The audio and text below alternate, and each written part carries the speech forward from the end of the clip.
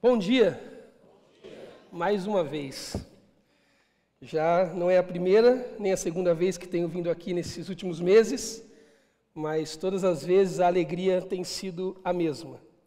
Sinto muito animado de estar aqui sempre, desafiado por essa igreja, fui muito envolvido no que foi cantado aqui hoje, cânticos que apontaram para Jesus, para a cruz, para o sacrifício, para a obra do Evangelho. Isso anima o nosso coração. Poderíamos até ir embora já com tudo que vimos e ouvimos, mas eu quero me arriscar em participar um pouco também dessas considerações sobre o Evangelho. Por isso eu quero pedir que você abra sua Bíblia nos Salmos. O meu coração essa manhã está descansando nos Salmos de número 146. Se você puder ir até lá comigo, será muito bom. Salmo de número 146.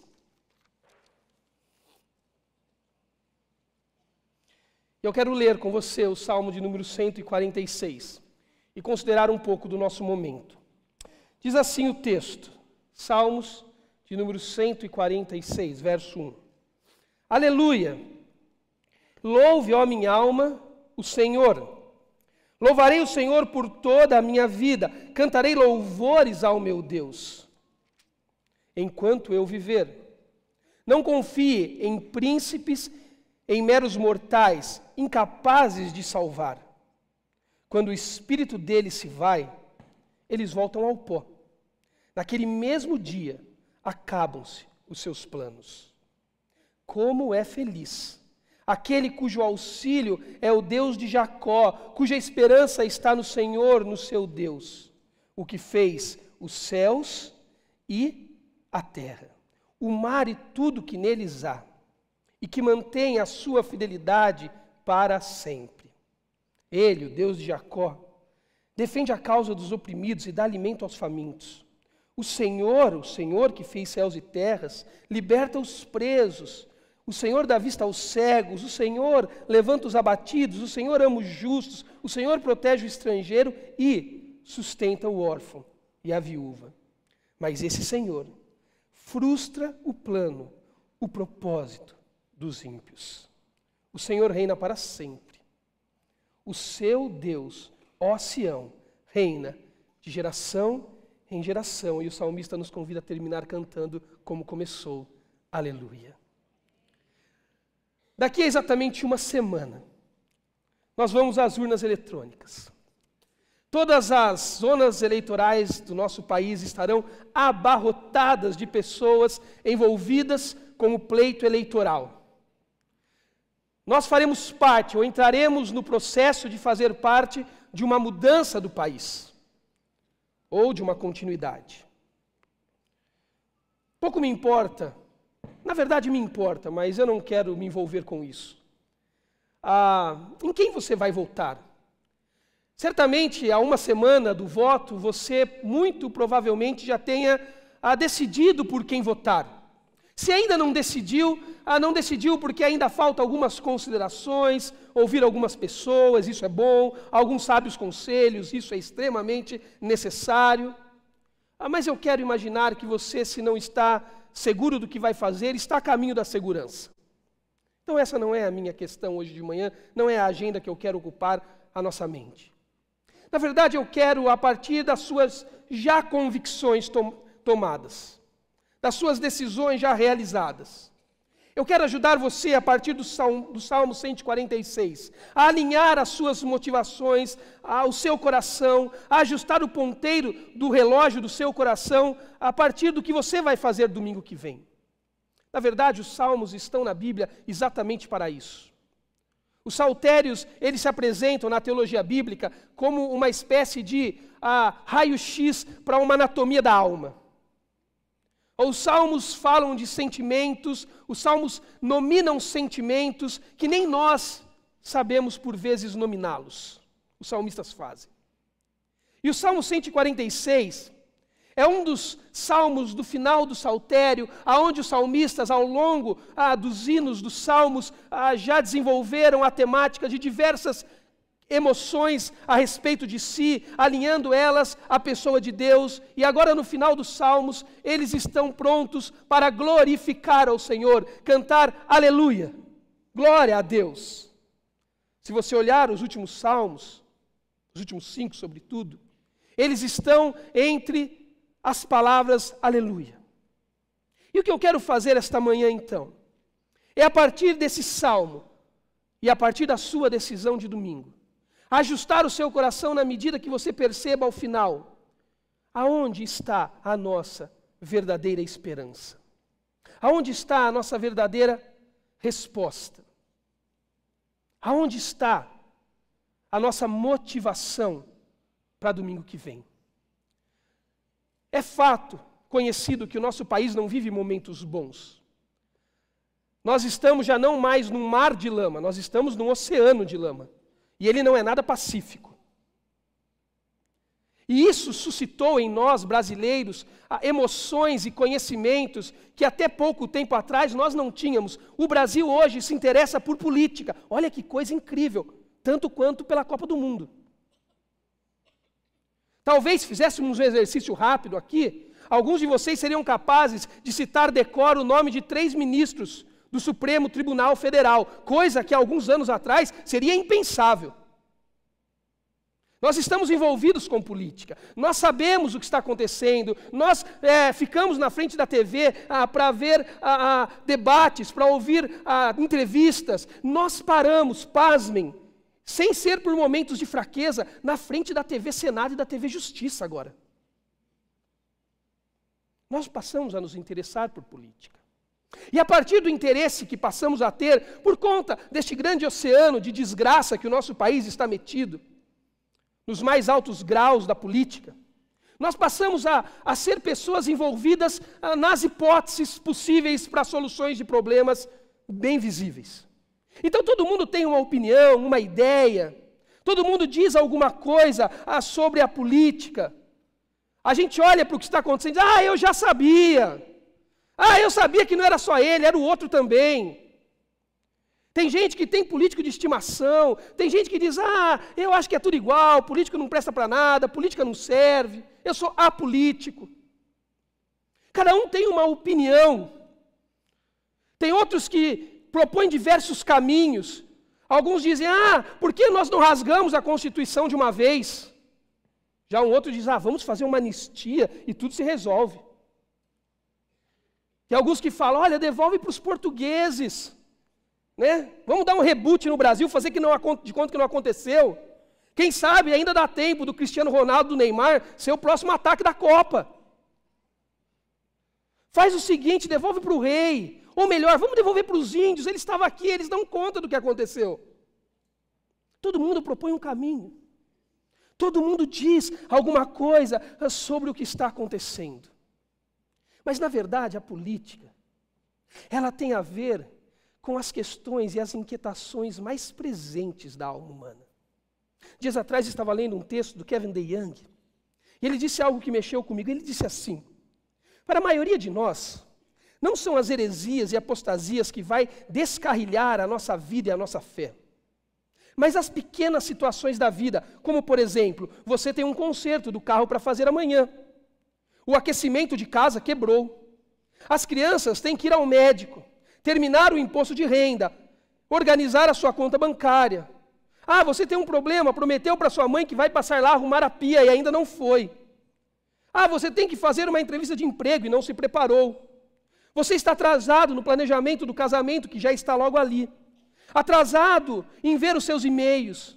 As provas finais já estão chegando, as suas cortinas em casa estão tortas e você não ajeitou, a máquina de lavar está tremendo toda e você não consertou. Essas e outras situações são para muitos o que vai sufocar a nossa fé ao longo da nossa vida.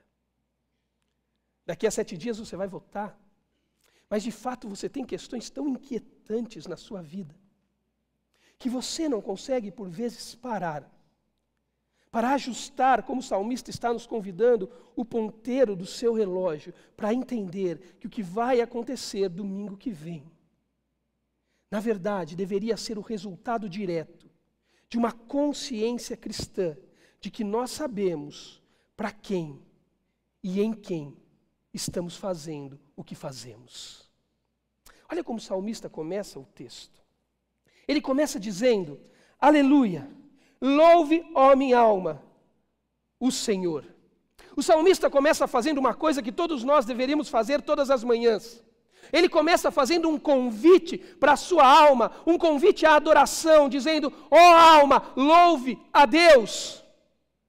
Como diz o sábio Salomão no capítulo 3 de Eclesiastes, versículo 11, todos nós fomos feitos com uma configuração vertical. Fomos programados para adorar. Salomão diz que em todos nós foi colocado o anseio pela eternidade. Tal qual o salmista diz que a nossa alma tem sede do Deus eterno. Não há ser humano que não esteja neste mundo, tendo sido criado por Deus, porque todos foram, que não tem em si uma configuração para a adoração. Por isso que nós vivemos uma vida de insatisfação, porque nós fomos criados, configurados para descansar a nossa vida na esperança que é o próprio Criador, mas nós não o reconhecemos, então nós procuramos esperança em outras coisas, mas como nós não temos a competência de não adorar, então nós adoramos tudo o que vemos pela frente. Alguns adoram o Estado, alguns adoram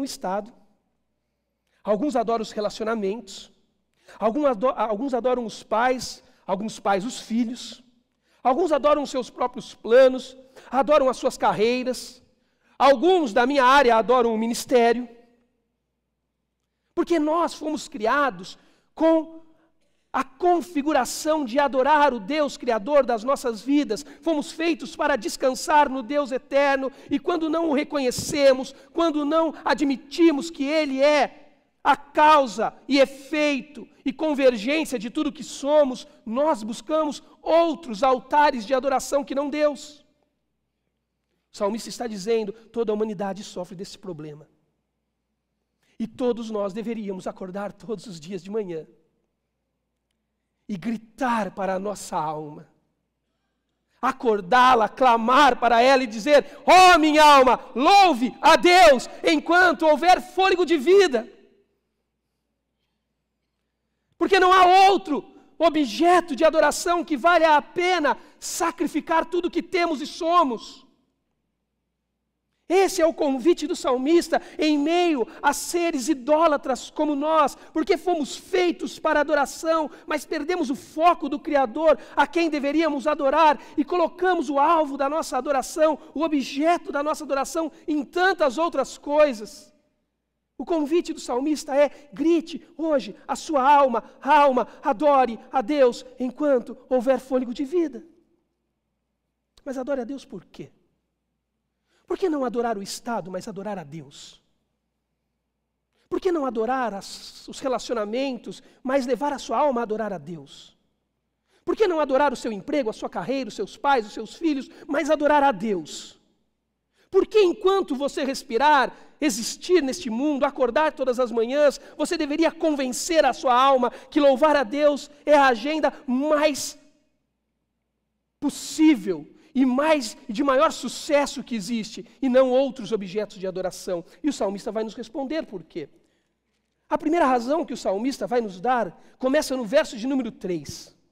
O salmista diz: você deveria adorar a Deus e convencer todas as manhãs a sua alma a adorar a Deus, sendo Ele o objeto da sua adoração enquanto você respirar. Por quê? Porque você não devia confiar em príncipes. Príncipes aqui no sentido de arquetipo, no sentido de autoridade, no sentido de alguém humano que é posto para governar numa posição de autoridade. Não é o príncipe apenas o monarca que o salmista está falando, mas é todo aquele que ocupa posição de autoridade sobre outros. E ele diz: você deveria adorar a Deus e convencer a sua alma a adorar a Deus todas as manhãs. Em primeira razão, por quê? Porque você não deveria confiar em príncipes. Basicamente, o salmista está dizendo: você não deveria confiar a sua esperança e a sua vida a homens. Eu tenho que dizer isso todos os dias para os meus filhos. Isso mata eu por dentro. Isso me destrói, porque tudo que eu quero é ser a confiança dos meus filhos. Tudo que eu quero é que eles se sintam seguros quando estão perto de mim. Mas eu preciso lembrar os meus filhos todos os dias que eles precisam convencer a alma deles que o objeto de adoração para a qual eles foram criados para encontrar descanso não é o Joel, é Deus dos céus e terra. Porque Deus diz que a confiança não pode estar em homens, por algumas razões. Olha o que o verso 3 ainda diz. Não confie em príncipes porque eles são mortais. Porque são incapazes de salvar você. Quando o espírito deles se vai, eles voltam ao pó. Eles são meros mortais e não vale a pena confiar em pessoas que não são eternas como Deus eterno é. Talvez você vai domingo para as urnas, na esperança de que pessoas que estão com suas fotos naquelas urnas eletrônicas podem fazer algo por você. E deixa eu dizer, você precisa votar com consciência, essas pessoas devem fazer algo. A igreja não pode se alienar diante da realidade social, que só pode ser transformada numa realidade democrática pelo movimento político. Mas no fim, como o pastor Lisânias disse, são homens mortais. Por mais que eles interfiram nos traços diários da nossa existência, eles não têm poder para interferir no traço da redenção de Deus na história. Por mais que a nossa visão deles em relação a nossa seja uma visão extremamente estreita em relação a Deus, como diz Isaías, no capítulo 40 do seu texto, para Deus eles são como a gota que cai do balde. Você que lava a roupa sabe o que é uma gota que cai do balde, quando você pega um balde cheio de água, da lavanderia e vai levando para o quintal, para lavar o quintal. No meio do caminho cai um monte de gota, e as gotas que caem você não volta a buscar para lavar, você joga a água que está no balde, porque gotas não fazem falta. Isaías diz que aqueles homens que têm as suas fotos na urna eletrônica domingo, para Deus, são vistos como gotas que caem do balde. São homens mortais, incapazes de nos salvar. Nenhum deles vai viver mais de 200 anos, nem mais de 100, muitos, a grande maioria.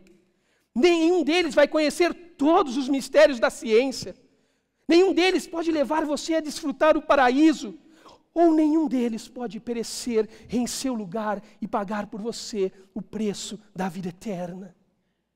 Eles são mortais. Você não deveria confiar em príncipes em primeiro lugar, porque eles são finitos. A segunda coisa que o salmista nos diz, não confie em príncipes, porque os planos deles são falhos. Os planos deles são falhos. Eu acho que você deveria... O pastor Lisânias escreveu no folhetim da igreja, você deveria sim fazer boas pesquisas para votar domingo. Hoje existem sites que falam para nós sobre a declaração de patrimônio dos candidatos, sobre o seu tempo na vida pública, sobre os seus processos respondidos.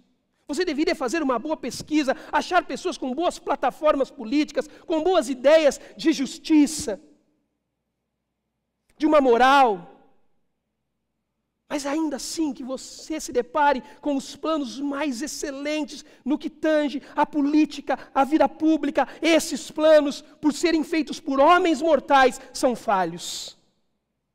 Eles não são capazes de fazer você prosperar na medida que você precisa prosperar. Eles podem devolver o emprego para a nação brasileira, eles podem nos colocar no pleno emprego. Mas isso não é a prosperidade que a vida cristã espera que eu e você desfrutemos. Porque planos humanos são falhos e não podem nos levar a desfrutar do que a vida cristã tem para nós desfrutarmos. Deus está dizendo por meio do salmista, convença a sua alma a louvar ao Senhor esta manhã. Enquanto o fôlego sair do seu nariz, da sua vida, diga a sua alma, vale a pena adorar a Deus. Por quê? Porque os homens, os príncipes, são mortais, voltam para o lugar de onde vieram e seus planos são falíveis. Ok, Joel. Mas em quem confiar então? O salmista nos responde no verso 5. Ele diz, como é feliz aquele cujo auxílio é o Deus de Jacó. Como é feliz aquele cujo auxílio é o Deus de Jacó. Confie no Deus de Jacó. E não é à toa que o salmista escreve o Deus de Jacó. Você já parou para pensar nisso? Por que o salmista escreve o Deus de Jacó? Porque o Deus de Jacó não é qualquer um.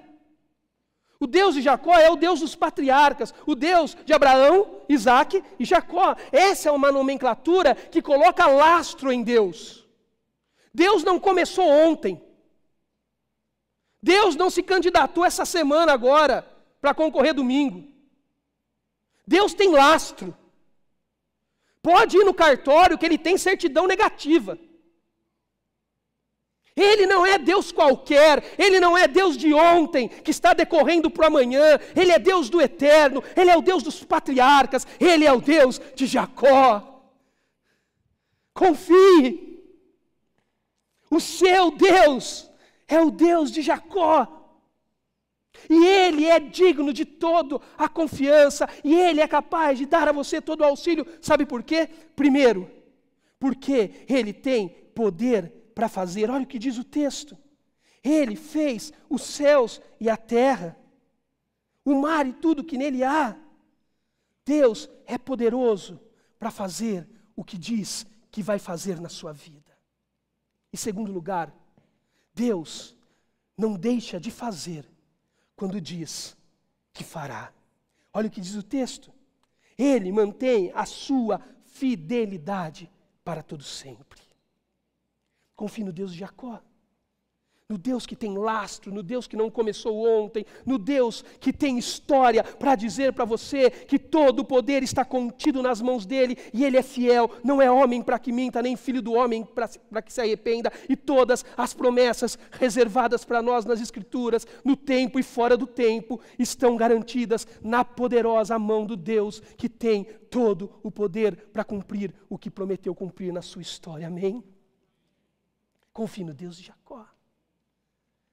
E sabe por que você também deve confiar no Deus de Jacó? Porque Ele é poderoso, é fiel para cumprir o que tem poder e promete cumprir, mas porque Deus, a despeito do que no dia a dia pensamos, Ele se interessa pelas mais corriqueiras demandas da nossa existência. Olha o que o texto diz. Ele é o Deus que defende a causa dos oprimidos. Ele é o Deus que dá alimento aos famintos. O Senhor liberta os presos, dá vista aos cegos, levanta os abatidos. Ele ama os justos, protege o estrangeiro, sustenta o órfão e a viúva. Olha quantas vezes a palavra Senhor é usada, do verso 7 ao verso 9, ela é usada 5 vezes, é a expressão do nome relacional de Deus, a maneira como Deus, o Deus Yahweh, se apresenta ao seu povo de Israel. Deus está dizendo, ei, eu sou o pessoal, eu sou o imanente, eu existo na relação mais corriqueira da sua vida. Eu não sou um Deus de longe, eu sou um Deus de perto, eu sou o Deus conosco.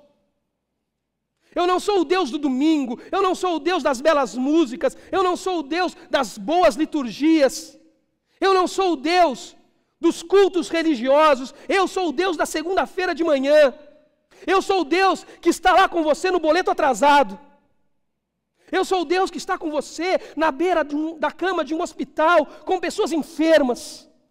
Eu sou o Deus que está com você na solidão da sua atual viuvez. Eu sou o Deus que está com aqueles que têm fome, com aqueles que se abatem, com aqueles que precisam de cura física. Eu sou o Deus de Jacó, poderoso e fiel e presente na sua história.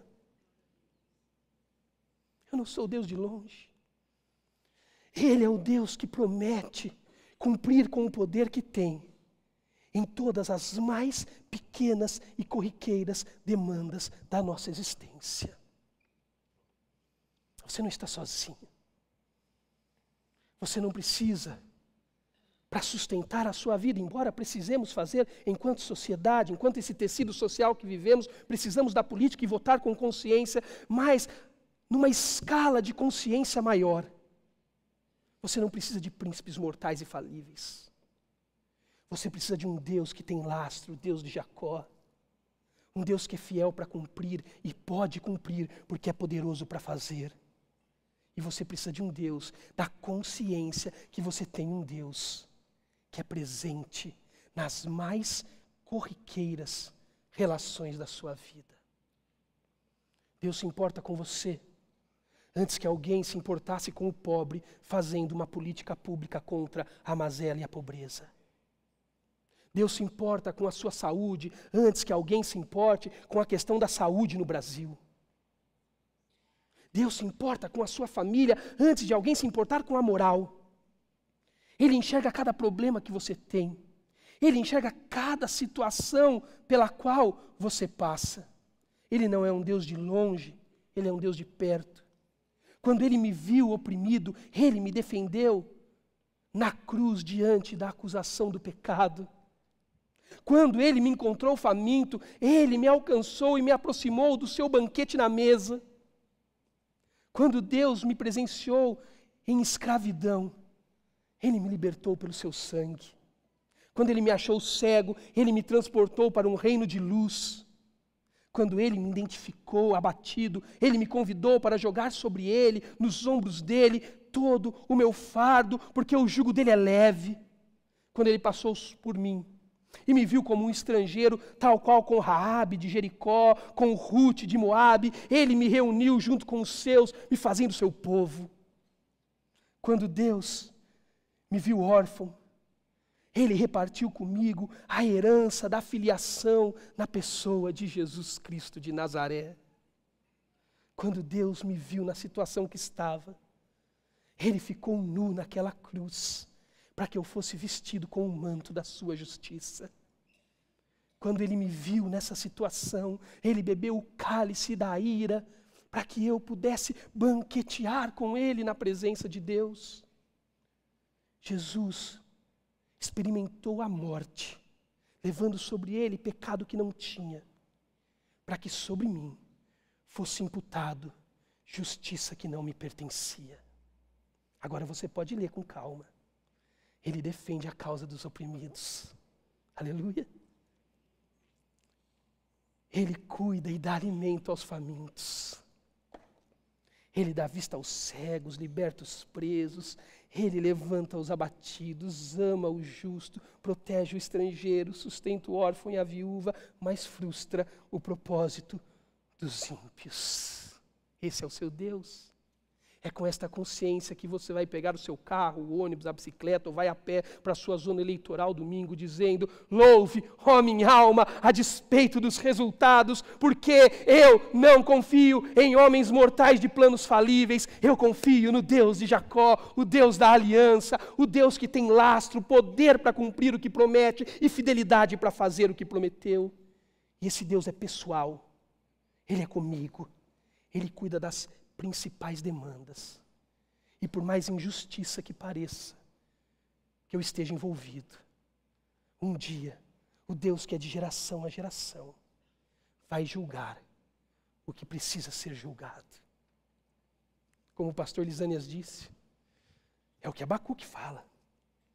Abacuque está dizendo: Deus, até quando? Até quando vou clamar e o Senhor parece que não me ouve? Até quando gritarei violência e o Senhor não fará nada?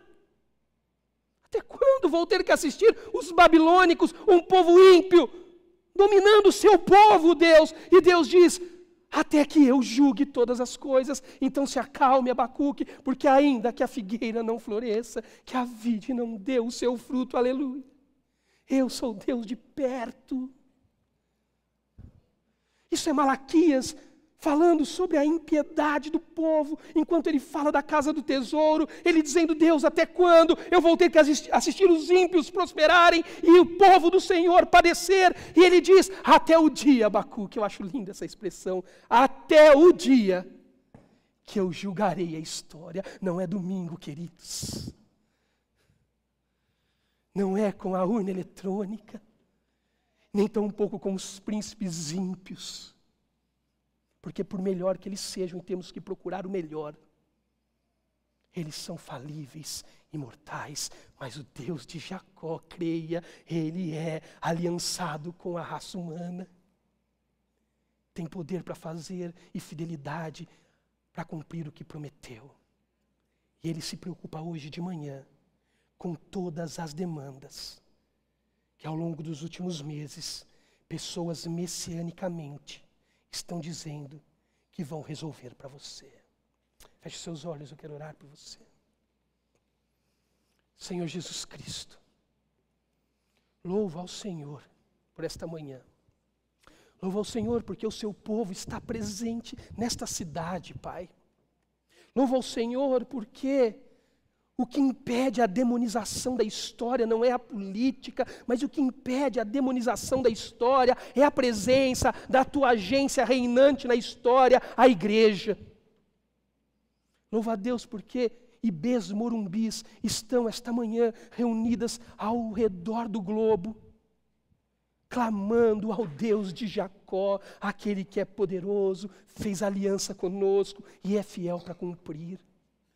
Deus, tira os nossos corações de objetos de adoração e idolatria que não é o Senhor. Nos foca no Senhor. Nos foca na tua fidelidade, no teu amor, no teu poder e no teu interesse pela nossa causa. Nos ensina esta manhã e domingo que vem, na urna, a render em sacrifício o nosso coração ao seu altar e não a altares humanos e falíveis. É em teu nome, confiado no poder e na fidelidade do Deus de Jacó, e totalmente desconfiado do poder dos príncipes, é que eu clamo ao Senhor pelo nosso país. Clamo ao Senhor pela nossa história, pelos nossos filhos, pelas futuras gerações, até que o Senhor volte nos buscar. Clamo ao Senhor por profunda consciência de mentes redimidas no voto domingo. Mas clamo em última análise, como o pastor disse, que o Senhor nos ensine a confiar em Ti, ó Deus.